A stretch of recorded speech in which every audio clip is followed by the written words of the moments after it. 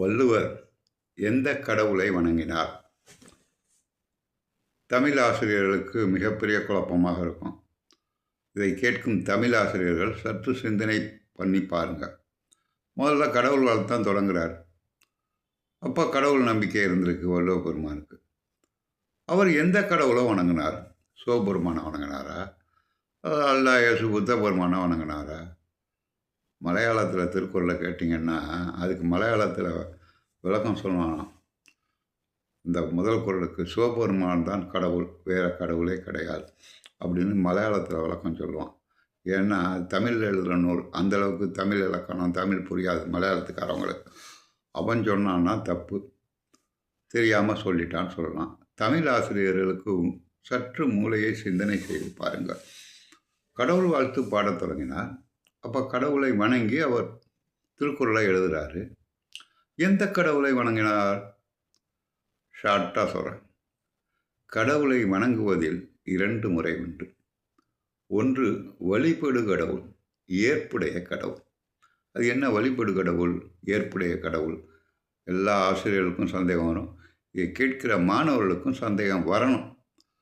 அதாவது இப்போ நம்ம இந்துக்களில் பிறந்திருக்கோம், கோயிலுக்கு போகிறோம். கோயிலில் ஒரு பிள்ளையார் கோயில் இருக்குது.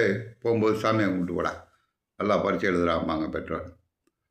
அந்த பிள்ளையார் டெய்லியும் வணங்கிட்டே போவான். இதே கிறிஸ்துவ மதமாக இருந்தால் இயேசுவை வணங்கிட்டே போவான். அதே மாதிரி முஸ்லீம் மதம், இது வழிபடு கடவுள். அவன் யாரை நினைத்து கடவுளாக வணங்கி கொண்டிருக்கிறானோ இது வழிபடு கடவுள்.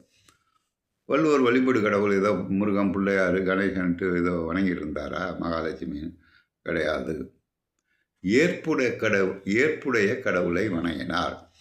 இது திருக்குறள் உரைப்பாயிரம், பரிமேலழகர் உரைப்பாயிரம் படித்தவனுக்கு தான் தெரியும். கலைஞர்கள் என்ன திருக்குறள் உரையெல்லாம் படித்தீங்கன்னா அவனுக்கும் புரியாது. அதை 5ஆவது படித்தா கூட விளக்கமாக சொல்லிட்டு போகலாம். ஏற்புடைய கடவுள்னா என்ன? அவர் எழுத நினைத்தது அறம், பொருள், இன்பம், வீடு. வீடுனா கடவுள்.